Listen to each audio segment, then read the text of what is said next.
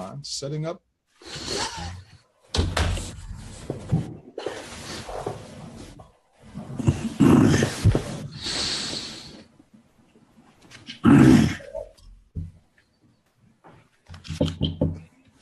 Hi, everyone. Welcome to BibleQuest.org. This is where we have our discussion every Tuesday afternoon on a variety of biblical topics. If you want to suggest a topic, by the way, for future shows, we want to hear from you. And it could be on anything, even current events that may have applications from the Bible. So let us know. As always, we invite you to text in your comments and questions during today's show. Click on the Q&A button, which you'll find near the bottom of the video screen. When you do that, it'll pop up the Q&A window. Make sure you have the window open and use that one. Don't use the chat button. Now, before we begin, I'd like to welcome our panelists. Hi, Scott. How you doing down there in Gettysburg? Doing fine. Afternoon, everybody. Good to see you. Also from Gettysburg is Stephen. Hi, Stephen. Hey, welcome, everybody. From Exton, Pennsylvania, we have Jeff. Hello, Jeff. Hello, good afternoon. And I'm your host, Drew DeGrotto from Honesdale, Pennsylvania. Welcome, everybody. We're happy you're here today.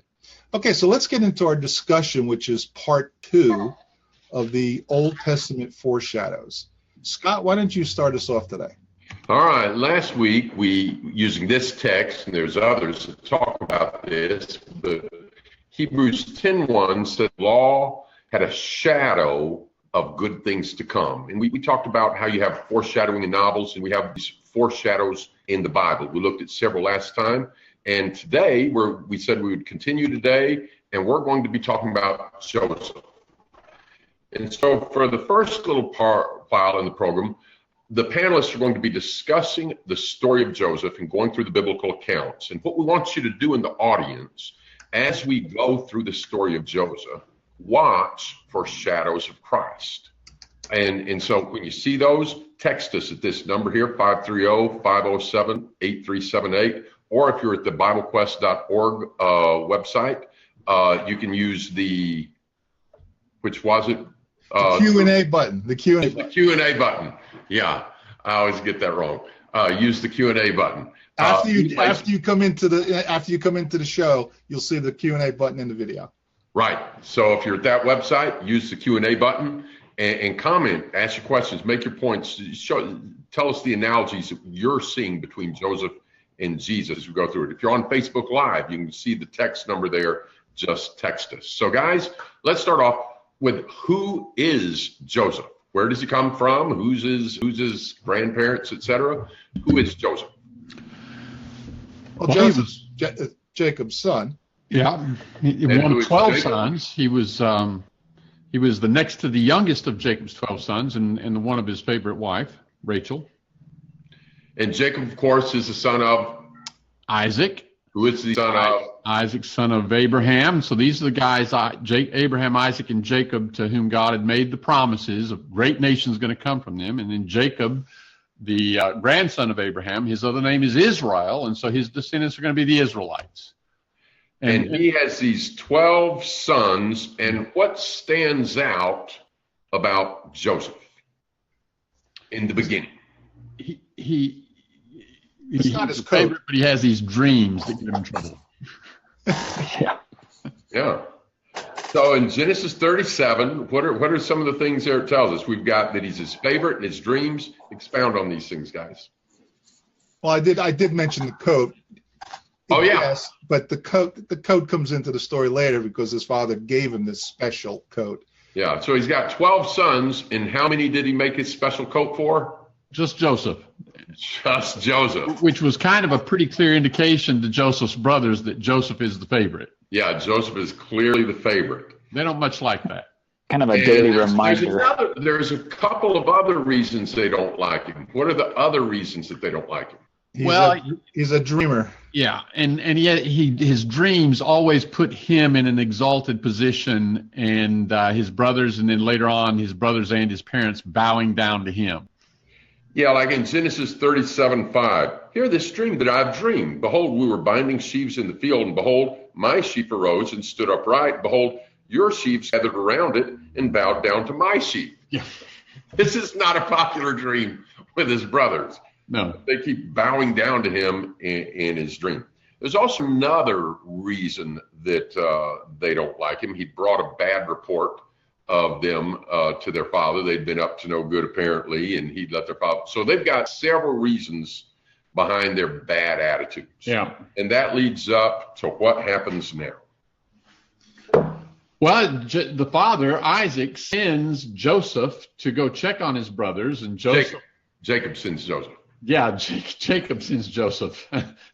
Dad was preaching here at Exton recently, and he was talking about a sermon where at the end of his sermon, I when I was a kid, I said to him, well, Dad, that's a good sermon, but everybody in it was named Joseph.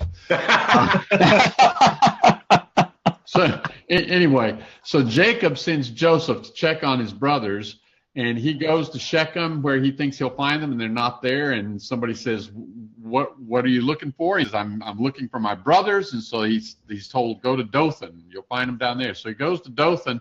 They see him coming. And I'll let somebody else tell the story what happens. Well, they were trying to figure out the dream. Yeah. Here comes that dreamer. But they said, let's just do him in. Let's kill him. Let's throw him in the pit here and just get rid of him. Reuben wasn't too excited about killing him, wanted to find a way around that, put him in the pit. But then while Reuben is apparently away with something, somebody else amongst the brothers has another idea.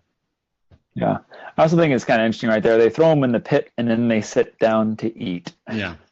It's like, well, the other idea was Judah says, what profit is there if we kill him? Let's sell him to some slave traders. There are some slave traders coming through. He says, let's sell him. So they do. They sell him for 20 pieces of silver, and he is taken off to Egypt. Meanwhile, the brothers take his coat, dip it in the blood of a goat, take it back to Jacob and say, is this your son's coat? We found it. And let him draw his own conclusion. All right. I just chuckled at that for a minute because they asked the question, is this your son's coat? Come on.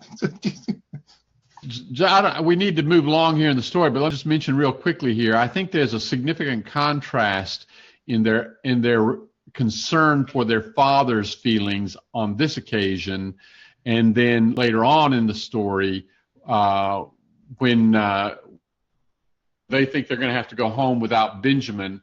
And they're very concerned about what that would do to their father at that time.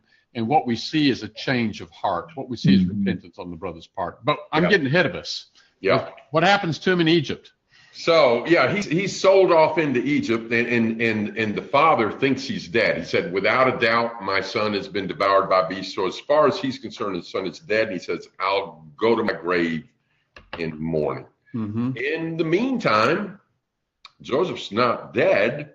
He's down in Egypt, and now we're to Genesis 39. Joseph has been brought down to Egypt, and Potiphar, an officer of Pharaoh, captain of the guard, an Egyptian, had bought him from the Ishmaelites who had brought him down there. Okay, so now he's bought as a slave by Potiphar. What happens next? Well, he ends up doing very well. The Lord is with him. And so Potiphar ends up putting him over all of Potiphar's house so that Potiphar concerned himself with nothing except the food that he ate. Everything else, Joseph was in charge of it. And things were going pretty well until Potiphar's wife took a fancy to Joseph and wanted to seduce him. And when he wouldn't cooperate, she tried to make him do so. And he took off running out of the house, left his coat in her hands. And she then used that as basis for charging him, accusing him of having tried to rape her. Now sees the woman spurned, and as sometimes you'll see people do when they are blaming somebody else, they're the ones that are actually guilty of what they're trying to put the blame on someone else for. Mm-hmm. And his behavior here is innocent and good, and a very literal illustration of flee fornication. Yep. Yeah, he doesn't say, well, let's just sit and snuggle. He runs, he flees. This is not the place he needs to be. He gets out. But she brings this false charge against him. Now remember, audience, what we're looking for, we want you to be watching for shadows in Joseph's life and texting us with those or using the Q&A button if you're on the BibleQuest website. And at the end, we'll be going through and looking at all the different analogies. But right now, be listening and thinking and commenting in with your comments and questions. All right. So now he went from favorite son to being thrown in a pit, and they thought about killing him, sold into slavery, rises up to a position there, but now he's got this false charge leveled against him. Now he's thrown in prison. Now what happens? Steve? Well, he's a faithful prisoner, and he is over and over shows himself to be trustworthy, so he's given some measure of authority in the prison. Whatever was done there, he was the one who did it. He was a trustee, you might say. Yeah, and so the keeper of the prison, it says a very similar thing, like it says of Pharaoh. He paid no attention to anything that was in Joseph's charge because the Lord was with him. And whatever he did, the Lord made it succeed. So while he's in prison, he meets two other notable prisoners, the one who had been the baker to Pharaoh and the one who had been his chief cupbearer. All right, let's pause for just a second and take some comments, and then we'll get right back to that story. J.J. says, Joseph was put down by his brothers. Jesus was put down by his brothers. Gospel of John mentions that in John 7. They didn't believe in him. And we have another viewer, Joseph's brothers didn't accept him. Jesus' brothers didn't accept him. Very good. Thanks for those comments. Continue, Steve. So there comes a time when both of these other prisoners have dreams, and Joseph, they come to Joseph and they say, well, we've had these weird dreams. Can you interpret them? And he says, well, interpretation belongs to God. They tell him the visions. And he says, essentially, to one, you're going to be restored to your old position. And the other one, your head is going to be lifted up from you. And you're going to be killed. And on the third day, it's Pharaoh's birthday, and he makes feast, and these exact things come to pass. And he asks the cupbearer when he is returned to remember him. But chapter 40 ends with, yet the cupbearer did not remember Joseph, but forgot him. And then 41 picks up with, after 2 whole years, Pharaoh dreamed. And so we just read right over that, but there's so much waiting that goes on in Joseph's life. And a lot of waiting, and things not going well, and things going worse and worse. Sold into slavery, not too good, does well, thrown in prison, and he's there with 2 other prisoners. And good things are going to happen for one, bad things going to happen for the other prisoner. All right. So eventually, what causes this fella to finally remember Joseph? Oh, yeah. I think the Pharaoh, he had a dream, didn't he? That is right. He had a dream. What did you see that dream? I know someone who can interpret dreams. Yeah, because he saw the 7 fat cattle, and then they're swallowed up by 7 skinny, lean cattle. And you have the 7 fat grain, and they're swallowed up by the lean. What does this mean? And so the cupbearer says, oh, I remember. Kind of like Uncle what's his name in It's a Wonderful Life with the string on his finger.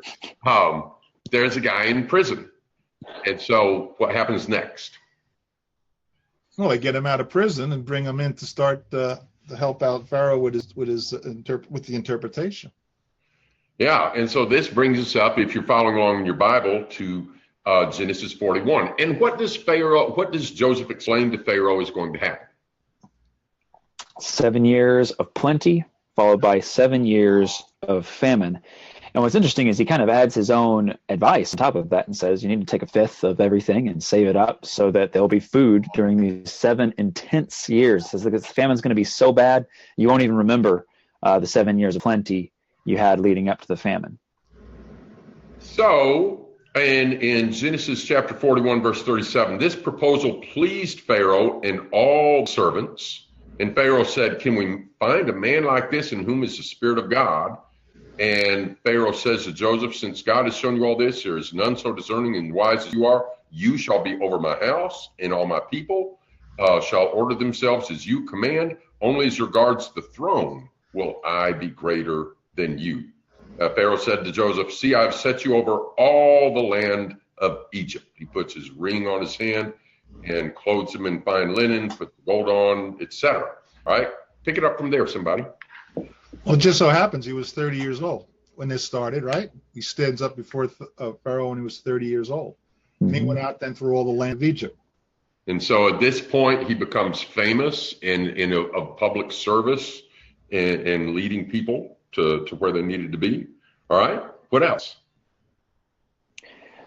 We lost Jeff's audio. Turned off. I There couldn't you hear go. what the Now we problem can hear you. was. You wouldn't believe all the fantastic points I've been making.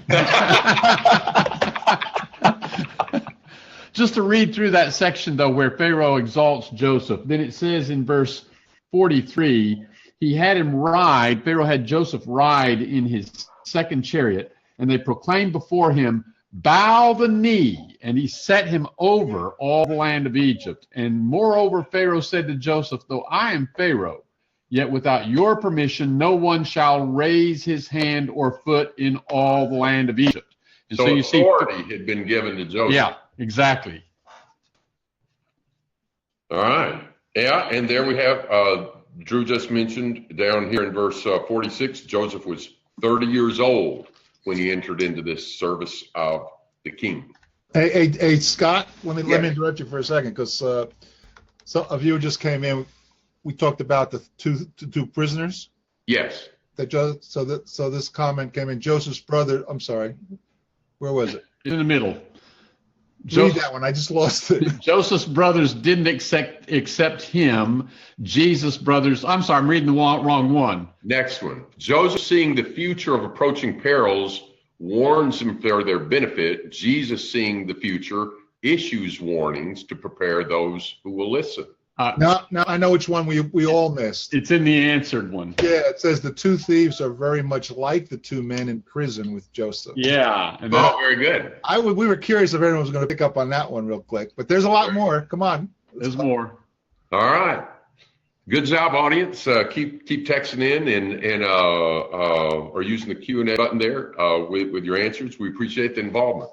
All right, so we've got he's at age 30. He's entered into the service of the king. He's people are bowing down to him. He's getting people ready, and that leads up to what happens. Then, of course, eventually the famine during the years of plenty. They're prepared.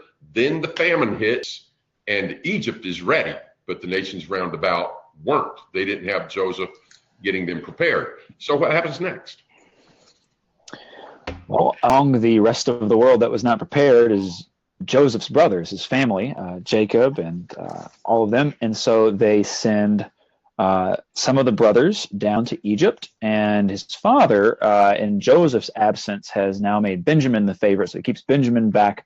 He sends his brothers down to Egypt, and they come. This is Genesis 42 for those of you keeping up. Go ahead, Steve. 10 brothers coming down. Yep. And so the 10 brothers come to Joseph, not knowing that it's Joseph. Some really cool dramatic irony that goes on in this section. And he asks them some questions, and he says, do you have another brother? And Well, first off, let's touch on verse 6 also. Joseph was governor over the land. He was the one who sold to all the people of the land. Joseph's brothers came and Bowed down. themselves down before him. Ooh, that's what Joseph had dreamed. And That's what he had dreamed. They didn't think much of it back then. Yeah. Do they realize that they are bowing down before their brother yet? No. They haven't recognized him yet. They were older. He's younger. He would have changed more. He's dressed like an Egyptian. They don't recognize him. He easily recognizes him. All right, let's go ahead. Go back, Stephen. so he asks questions. They find out that they have another brother. And then they go back. He says, or he accuses them and says, you're spies. You come here to spy out the land. And of course, like, no, we're not. And he's like, well, prove it by bringing your youngest brother back with you. And then he also puts their money back in their sacks. And so they leave and they discover the money, and they're like, what is going on? And they're, of course, terrified to return because they got their money back in their sacks. They ask their father, hey, we got to go back. And he wants Benjamin to come with him. And he's like, I lost Joseph. I'm not going to lose Benjamin too.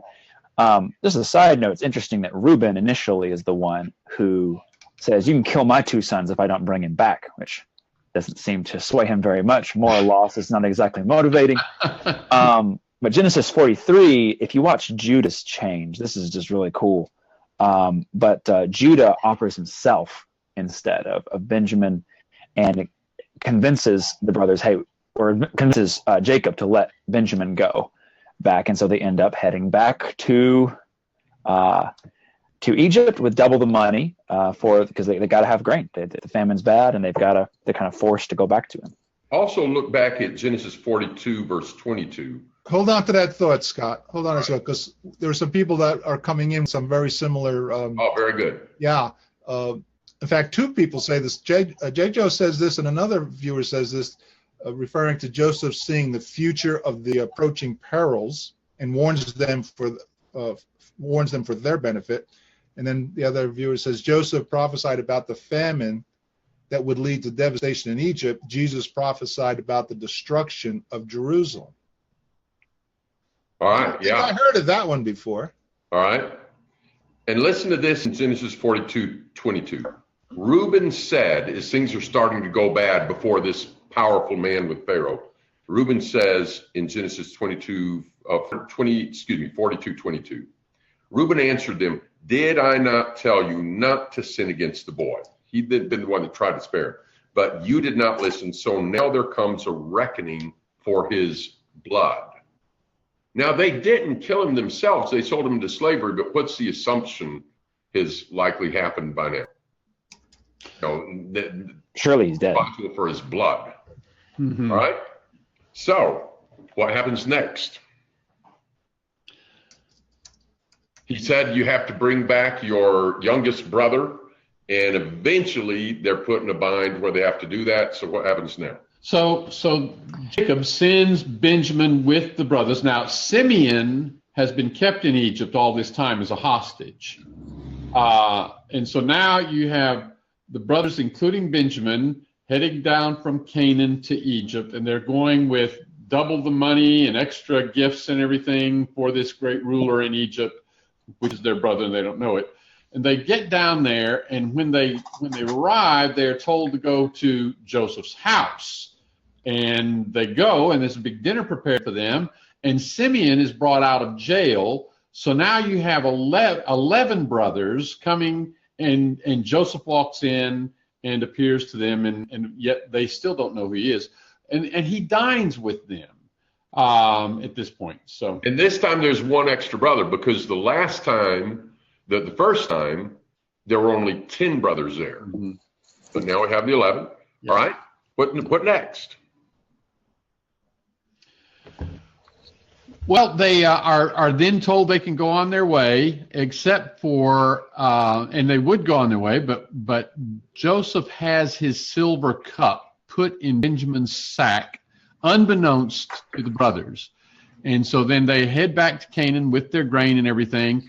They don't get very far before Joseph's messengers overtake them and accuse them of having stolen Joseph's cup. And they say, "Oh, no, we didn't steal the cup. You can check our bags. And if you find the cup in any of our bags, whoever bag you find it in, you can kill him, and the rest of us will be your slaves." And so they start with the oldest brother, and they check his bag, and the next oldest, and all the way down. And the last bag they check is Benjamin, and there's the silver cup. So now this would mean if what the brothers said is carried out, now Benjamin's going to be put to death, and the other brothers would be slaves. And it's interesting here, they're taken back to Joseph, and they are not so much thinking of themselves now as they are thinking of their father. Let's read the text there. Genesis 44, verse 18.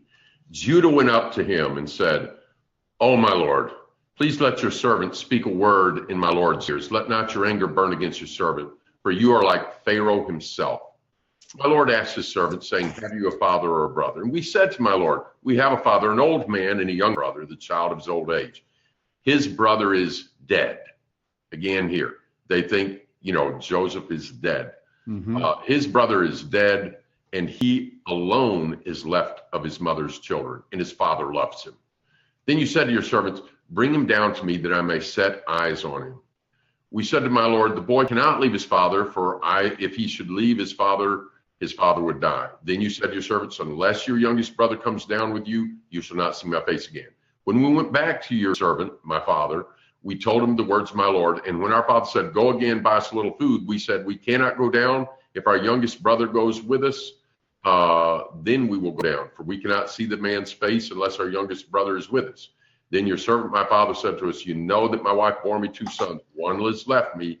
I said, surely he has been torn in pieces. I have never seen him sin. If you take this one also and harm happens to him, you will bring my gray hairs in evil down to Sheol. And so this is where he's trying and pleading. And so finally, we get to Genesis chapter 45. And what does it say in verse 1? Joseph He could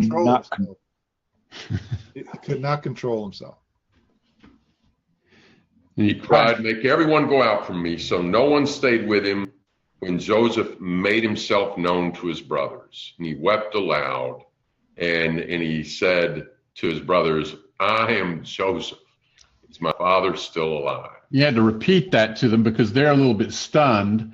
So he says, come closer to me. I am your brother Joseph, whom you sold into Egypt. And then makes a powerful statement in verse 5. Do not be grieved or angry with yourselves because you sold me here. For God sent me before you to preserve life. Yeah. So he had, through Joseph, life was being given to the people, not just in Egypt, but other places in the world. And back up at verse 3, he says, he identifies himself. I am Joseph. And what's their reaction at the end of verse 3?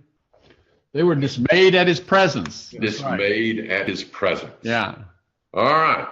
So he says in verse 9, hurry and go up to my father and say, thus says your son Joseph, God has made me Lord of all Egypt. Come down to me, do not tarry. They come down into the land of Goshen. Pharaoh treats them well. And then after Joseph's death, things will go south. But he'll tell them, take my bones when you go. But any other final things here wrapping up the story of Joseph? There's one little detail. It goes on and talks about how then they fared through the famine years and how Joseph administered everything. And first of all, they come and they buy grain that's been stored up, the Egyptians do, and then they run out of money to buy grain, so they bring their livestock, and they end up selling themselves and their lands and everything to buy grain. And Joseph ends up making this statement. It's in Genesis chapter 47 and verse 23.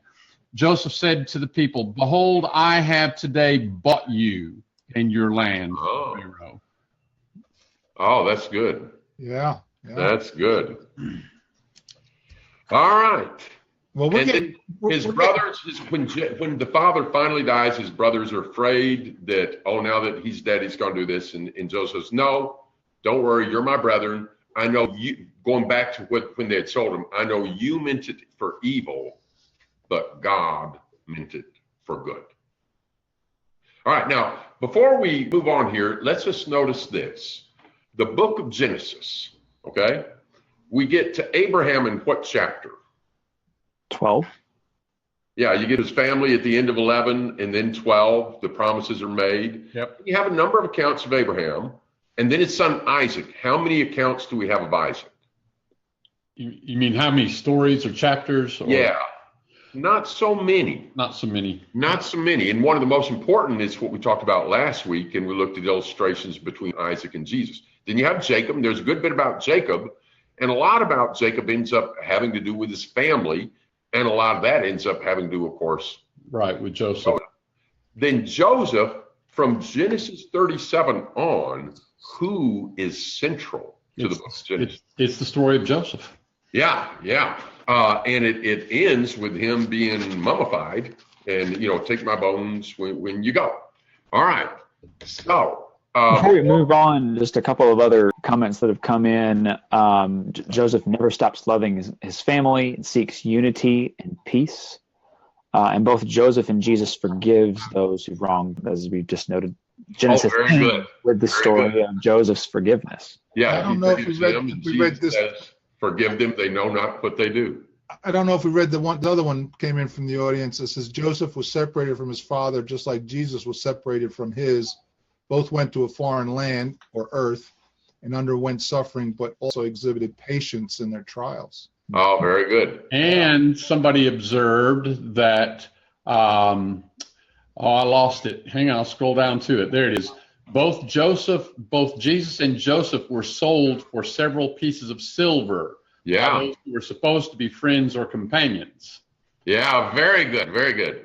And both faced temptation, resisted it, and sinned not. We may tease the audience a little bit here and just say, when both were sold by companions, tell us what particular companion came up with the idea of selling in both cases. Yeah. Who came up with the idea of selling Joseph, and who came up with the idea of selling Jesus? That's a really good one. So we're going to wait here a minute and see who can give us that answer. And the answer back in Genesis, if you want to look for it. We got one answer in already. All right, good. What you got, Drew? Judah and Judas. That's it. Jeff, what if I say, okay, those names are close, but it's not the same name? Well, they're not the same in our Bibles. One spelled Judah, and the other one has an S at the end. But back then, they were the same name. When yes, absolutely. English in the Old Testament comes out Judah. When you go from Hebrew to Greek to English in the New Testament, it comes out Judas. But there was no difference back then. It's the same name.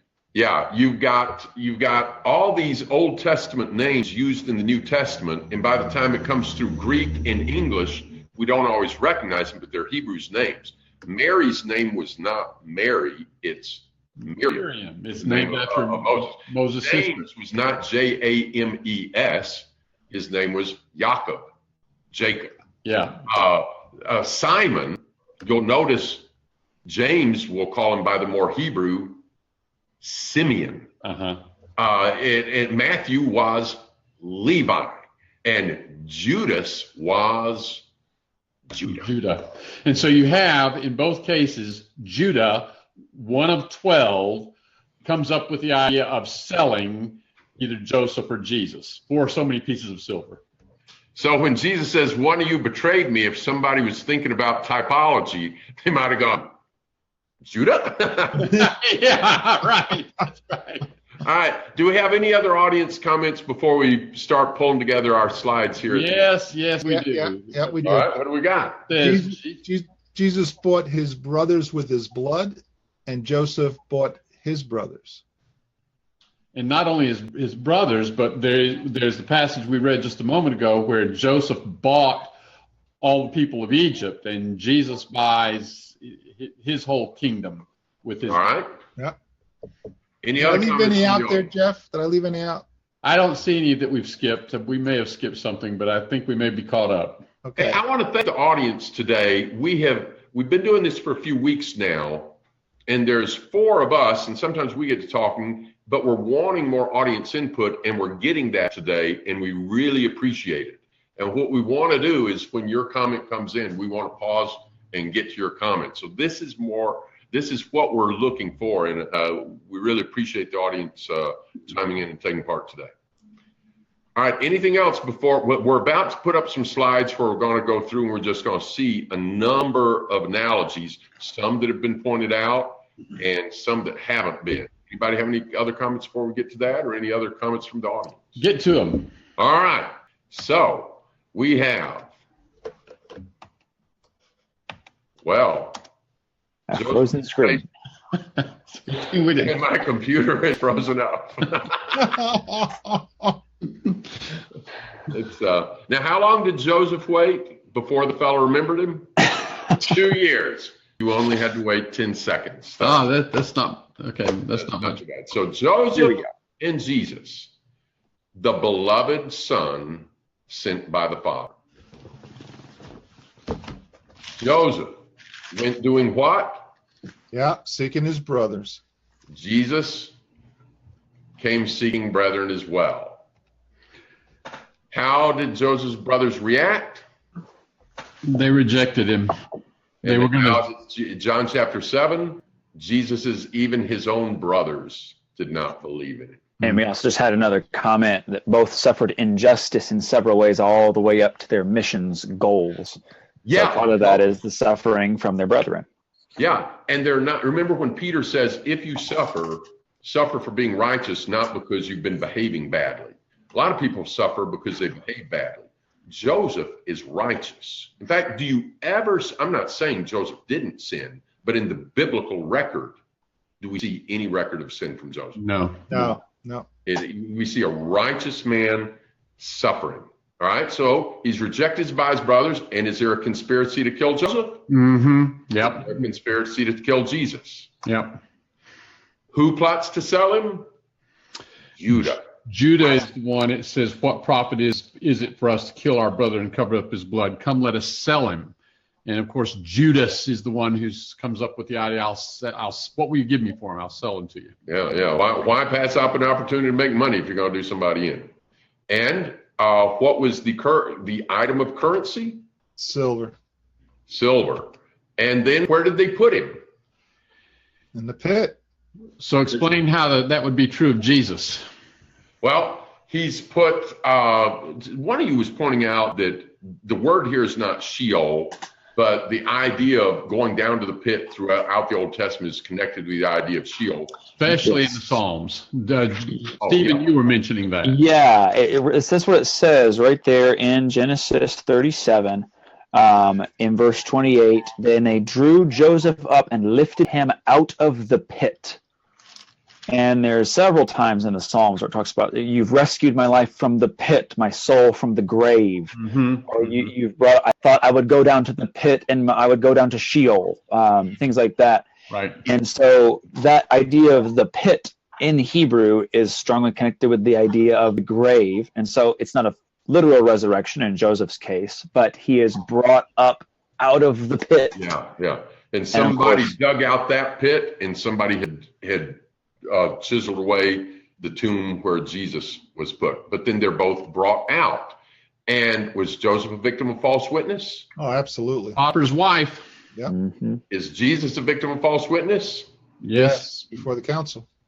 And as one of our audience members pointed this out, we see Joseph with two prisoners, and good things are going to happen to one and bad things to the other. And we see Jesus with two prisoners. Now, they're all three going to die on the cross, but for one of those, Jesus made the promise. This day you'll be with me in paradise. Yeah, and the other, of course, not. And Psalm 110, one of the most important, sometime maybe on this program we'll be talking more about Psalm 110. The Lord says to my Lord, sit on my right hand. The Acts 2 is an announcement of an inauguration, among other things. So Joseph rises to the right hand of the king, as does Joseph. And then, what was it that Joseph had done? Why the purpose for Pharaoh and Joseph was to have this grain, and it ended up bringing life to the world. Saved much people alive. In Genesis 41, verse 57, it says, "Moreover, all the earth came to Egypt to Joseph to buy grain, because the famine was severe over all the earth." And in John chapter 6, and in verse, let me pull it up here, verse 51, it says, Jesus said, "And the bread that I will give for the life of the world is my flesh." Beautiful. Next, the dead was seen alive. They thought he was dead. They refer to him as being dead. They talk about, his blood being on us. And then they're seen alive. And when he's seen alive, he says, "I am Joseph." What does Jesus say in Luke chapter 24? "It's me." And of course, they were dismayed. Yeah. They're seeing Joseph's man, brothers. and he's alive. How can this be? Yeah. This is not what they expected. And in Luke 24, earlier, he had not been recognized. Disciples on the road to Emmaus. Yeah, they didn't know it was him that they're even talking to. Mary thought he was the gardener. Yeah. And let me just comment on this as an explanation, because I know this is a side point, but we got just a couple minutes. I'll mention it. Jehovah's Witnesses teach that Jesus's body never rose from the dead. That's just part of their theology. The body of Jesus never rose from the dead. And this is one of the points I'll use. They didn't recognize it. But if you look at that account there, John 20, it says Mary's crying, and she sees somebody she thinks is the gardener, and she says, if you know where you put him, tell me where you put him. She thinking him to be the gardener. And then when he says Mary, do you remember what the text says? She did what? She turned and said Rabboni. Now that doesn't mean she's looking at him and he says Mary and she turns. It means she wasn't looking, facing, but she didn't. And at the Sea of Galilee at first they didn't recognize it. Joseph was not at first recognized. But then just as certainly as the brothers seeing this one they thought was dead alive, they're dismayed. Then there's the disciples, when they realize it's Jesus, they're disbelieving for joy. They thought it was a ghost at first, and then disbelieving for joy. So similar. I like that phrase, disbelieve for joy. Yeah. You think about it, when something really shocking happens to somebody, what? I can't believe it. What? Yeah, 3 words. That's what comes to my mouth. I can't believe it. I can't believe it. I can't believe it. Disbelief for joy. Yeah. So you're the math expert. We've had several comments. How many is that? All right. We've had several comments come in here. We've got in the kingdom of Jesus Christ on earth, all the nations will come. In Israel, Jerusalem, and the idea, of course, prophesied in Isaiah 2, Micah 4, all nations coming in like they came to Joseph. Yeah, and then, nations flowing in, yeah. And then we also have Israel's children came to Joseph from a land barren of things that could satisfy their needs, believing he could give them what they needed. He does give them temporary benefits and rest, but even Joseph recognizes he was not home yet. Spiritual Israel comes to Christ from a barren, sinful, hopeless state and gain good and needed things in this life and a greater inheritance and eternal rest in our heavenly home. He that hungers after righteousness shall be filled. Well, we've got almost out of time. We got a couple more we really need to get to here. Okay, so first time, how many did he meet with? Joseph, whom they thought was dead, appears to 10 of them and then to 11 of them. And Jesus, who was dead, then appears to 10 of the apostles. Judas has killed himself, so he's not there. And Thomas wasn't there, so just 10. And then the following week, he appears to all of them, and Thomas is there. So first 10 and then 11. All right. And then salvation comes, even though the people who did it did not intend good to Jesus. The act of Jesus' death. Right. One of our audience members pointed out the forgiveness here. Joseph forgave his brothers. And Jesus on the cross says, forgive them, they know not what they do. Stephen. And on that point of forgiveness, it's just also interesting to me. We don't have time to go into all the details, but that dinner that Joseph hosts in Genesis 43, there's a lot of parallels to the Last Supper and the Lord's Supper that Jesus hosted. And one of the most notable is that both of them host their betrayers and treat them with kindness. There's other parallels, like there's 12 sons of Jacob, there's 12 apostles, their feet are washed, they eat bread and wine. But it's just amazing to see. Joseph knew what his brothers had done. Jesus knew what his apostles would do, and particularly Judas, but all of them would flee from him that night. And yet they still invite their betrayers into a restored relationship with them. That's what Joseph did for his brothers, and that's what Jesus does for us. Yeah. And in Acts 2, Peter says, Jesus was delivered up according to the definite plan and foreknowledge of God. You crucified and killed by the hands of lawless men. They had one intent, but God had another intent. And the last chapter in Genesis, we had Joseph saying, you meant it for evil, but God meant it for good. There's 2 options that we can walk away with from these foreshadowing. One option is that it's coincidence, or the other option is God's got his hand in it. Mathematically, it would be impossible for it to happen by coincidence. Well, let's just see. How many of us have had these things happen in our lives? Not so much. That wasn't my life, wasn't yours. But it's Joseph's life. It's Jesus' life. Shadow, the law having a shadow of things come. Thanks, people. Yeah, there was very good input today. I really thank you in the audience for your participation. We look forward to seeing you again next week. We start every week at 2 p.m. And share the link with others. Oh, we got somebody coming in. Did I They just get the final word. Oh, I just did that. How did I do that? I wanna stop the video on one of our attendees. There we go. I want to apologize for that. I was clicking on the exit button and I ended up clicking on something else. I apologize for that. Okay, thanks everybody again for your input, and we'll be looking forward to seeing everyone next week. Thanks, everybody. Take care. Bye. Bye-bye.